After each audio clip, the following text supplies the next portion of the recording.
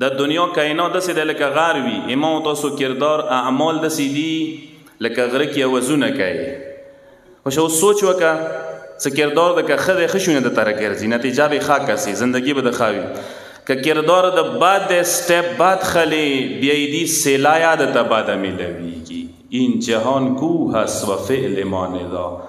دا غر دی ما تاسو کارونه ورکې داسې دي لکه غرو کې اوازونه کوي. سوی ما آید آن نداها رسیدا. ما و تاسو ته هماغه خپل اوازونه واپس راګرځي. ما و تاسو ته څه پیښیږي اکثر اوقات ایمو هغه خپل کردار و کړو نتیجه وي. ته ما و تاسو انګلیش کې یو که نه ایکشن ریاکشن ہوتی ہے، عمل رد عمل. فرض کی زدی دیر یا زود میخوری که چیرې چونې د گزار وکړو که نه یا زر یا لیټ دا چاپېړی یوه ورځې درته لګېږي. علامه جعفري یو عظیم فیلسوف تېر شوی دی وجې دغو ته پاته دی کتابونه ډېر لیکلي دي. هغه خپل کتاب کې دا واقعه لیکلي دی چې یو کس تهران کې خونې کې اوسه چرګې چرګان ورسره و.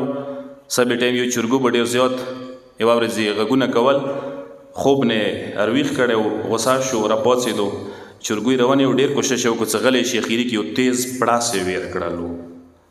چرګو دی حیوان دی خدای مخلوق خو دی هغه یې غلی کړو. همدغې ورځې تهران کې خیابان لالیزار تهران کې یو خیابان دی، اخکې ټیکسي کې سپور و، ارکوزېدو یې وخت په هېڅ ځمکې ته مو کوزه کړې وه، بله خوا هماسې ټیکسي نه وم راکوز شوی. یو سړی څنګ ته تېر شو، یو پړاس یې راته ولګولو. زما سترګې ورته وغړولې، څه ویلې چیزی ولدم و دیز آقا ببخشید من گفتم اکبر آقا هستی. هیچ مدت دیز معذرت نغوړم ویل که اکبر یې. یعنی متاسوسه ځنه وخت کې څټنه یو سړي نه ګزار وکړو چې ما لکه ملګری دی هغه دغه نیت څه ګزار په کړی و، خو دا غلی شو فورا ورباندې. دیو ته څه نه اکبر نه یم خبر یم څه حساب کتاب دی، حساب کې برابره شوه خبره. سبې ما حیوان څه زیاتی کړی و، ورېځې ما ته رزلټ میلاو شولو.